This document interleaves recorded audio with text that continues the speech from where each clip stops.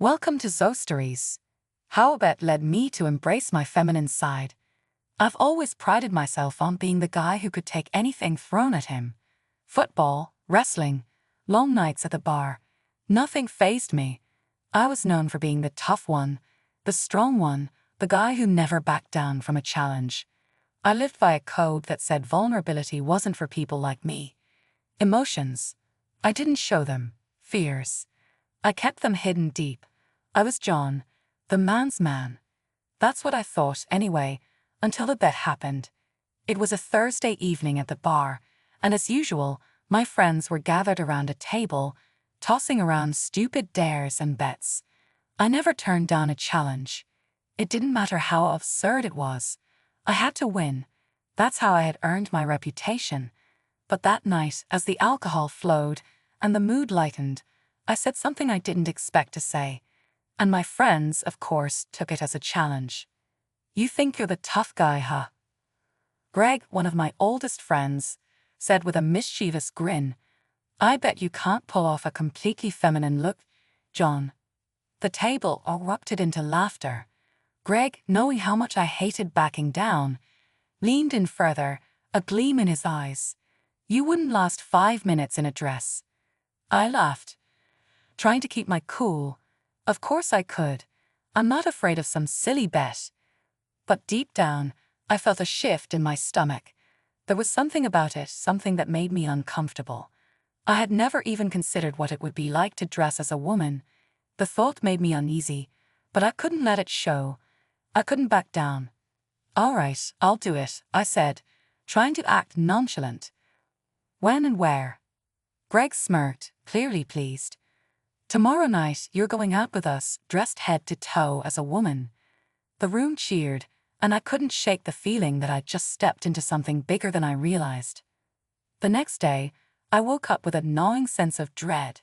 The previous night's bravado felt distant now. I had agreed to something that didn't sit right with me, and the closer the evening approached, the more I questioned my decision. I was getting ready in my small apartment, staring at my reflection in the mirror. This was going to be a nightmare, wasn't it? I didn't have a clue how to start. What did women wear? What would even look good on me? I couldn't just walk into any store and pick out a dress. I'd never even set foot in one of those stores. So I called the one person I knew could help, Sarah, my cousin. She was the closest thing I had to someone who understood this kind of thing. I wasn't exactly close with her, but I knew she wouldn't judge me. "Sarah, I need your help," I said over the phone, my voice tight with apprehension. "Of course," she replied instantly. "Come over, and I'll take care of everything." That was the moment I realized how serious this was. I had to let go of my control, let someone else shape me into something I wasn't. The thought was almost unbearable, but I had no choice.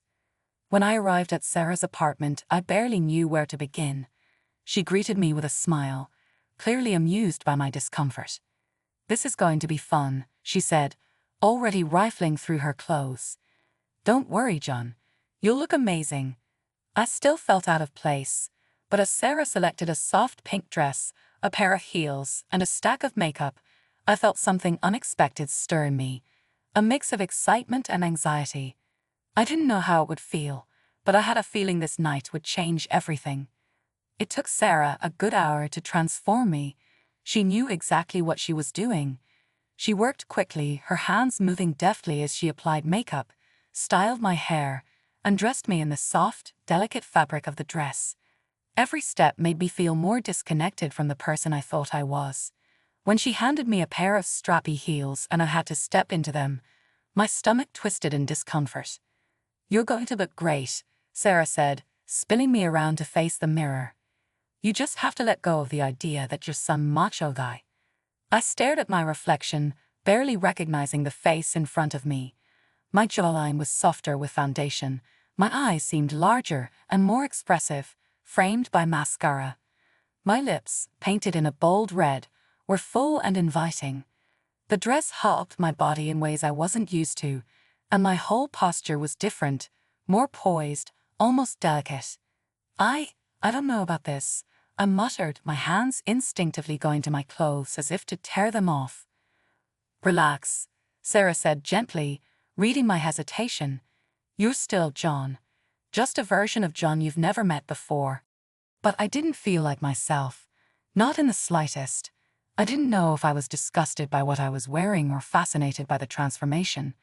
I caught a glimpse of myself again, noticing how the heels made me stand taller, how the dress made my movements more graceful, and how my reflection looked pretty. The word sent a shiver down my spine. "I feel like an imposter," I said quietly, my voice shaky. "You're not an imposter, John. You're just seeing yourself in a new way," Sarah said, as if she had seen this transformation 1,000 times. With that, we headed out. The night ahead felt like a ticking clock, each moment leading closer to the inevitable reveal. We arrived at the bar, and my friends were already there, waiting. As I stepped through the door, I could feel their eyes on me, and I couldn't tell if it was admiration or disbelief. The moment they saw me, everything fell silent. I waited for the laughter, for the teasing to begin. But when it did, it was different. It was lighter, almost playful. They didn't know how to react, and neither did I. "You actually went through with it," Greg said, his voice full of disbelief. "You look different," Tim added, taking in my outfit from head to toe. I nodded, unable to speak. There was a part of me that wanted to laugh it off, to act like nothing had changed. But another part of me, the part I'd never paid attention to, was curious. What would it feel like to walk through the world like this?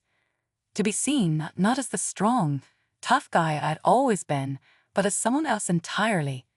As the night wore on, I couldn't help but notice how people looked at me differently. I felt like I was walking in someone else's skin.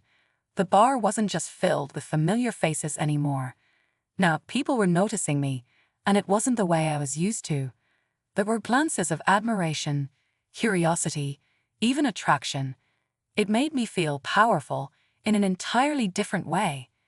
But it wasn't until I stepped outside for some fresh air that I realized just how far this night had taken me. Adam, one of my closest friends, followed me out into the cool night. "John," he said softly, his voice serious for the first time. "What's going on? You're acting different." I swallowed, unsure how to answer. But somehow, I knew I had to be honest with myself and with him. "I don't know. It's like, I'm not pretending anymore. I've spent my whole life trying to be something I thought I was supposed to be. But tonight, I feel like I'm just being me." Adam studied me, his brow furrowing. "You know, I never thought I'd see you like this. But it's kind of freeing, isn't it?" I nodded slowly, realizing for the first time that the clothes didn't matter. It wasn't about the dress or the makeup. It was about letting go of who I thought I was supposed to be and discovering who I actually was. Over the next few weeks, I couldn't shake the feeling that something had shifted in me. The person I had been before, the guy who never questioned his masculinity, the one who thought wearing feminine clothes was a joke, had started to fade. In his place was someone who wasn't afraid to express every side of themselves. I started experimenting more, mixing elements of both masculine and feminine styles. The more I allowed myself to explore this new side of me, the more confident I felt. I no longer felt trapped in the narrow image I had built for myself. My friends noticed, too. Some teased me lightly, but others seemed to admire the courage it took to embrace both sides of my identity. And for the first time in my life, I realized I didn't care what anyone thought. As time went on, I found a balance between the parts of me that had always seemed at odds. I was still John, the guy who enjoyed his beer and sports. But I was also someone who loved to express a different side of myself, a side that had been waiting for years to break free. That bet, that silly, ridiculous bet, had done more than just make me wear a dress. It had shown me who I really was, someone who was stronger for embracing all the parts of themselves. And I was finally at peace with it. The night I wore a dress wasn't just a one-time dare. It was the beginning of a journey, one I never expected but would never regret. Sometimes, life throws you a challenge, and it forces you to take a hard look at yourself. For me, it was the best thing that ever happened. Thank you for joining us on another captivating journey through Zoe's stories. Remember to hit that subscribe button and turn on notifications so you never miss a tale. Until next time, keep exploring, keep imagining, and keep believing in the magic of storytelling. See you in the next chapter.